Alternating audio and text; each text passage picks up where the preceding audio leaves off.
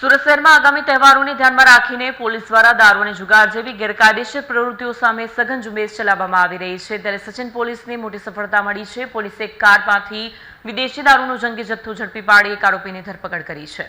સુરતના સચિન પોલીસ સ્ટેશનની surveillance team પેટ્રોલિંગમાં હતી। તે દરમિયાન બાતમી મળી હતી કે એક સફેદ રંગની હ્યુન્ડાઈ વર્ના કારમાં વિદેશી દારૂનો જથ્થો લઈ જવાઈ રહ્યો છે। બાતમીના આધારે પોલીસે સચિન દર્શન ટાવર 4 રસ્તા પાસે વોચ ગોઠવી કાર નંબર GJ05 JD 7839 અટકાવી કારની તલાશી લેતા પોલીસ અલગ અલગ બ્રાન્ડની વિદેશી દારૂની નાની મોટી બોટલો તેમજ બિયરના ટીન મળી કુલ 468 નંગનો જથ્થો ઝડપી પાડ્યો હતો।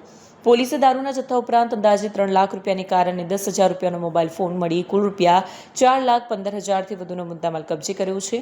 આ કેસમાં પોલીસે રાજુ શાંતિલાલ પટેલ નામના આરોપીની ધરપકડ કરી છે। આરોપી જમીન દલાલીનું કામ કરતો હોવાનું સામે આવ્યું છે। સમગ્ર કામગીરી સચિન પોલીસ સ્ટેશનના ઇન્સ્પેક્ટર PN વાઘેલાના માર્ગદર્શન હેઠળ સફળતાપૂર્વક પાર પાડવામાં આવી હતી।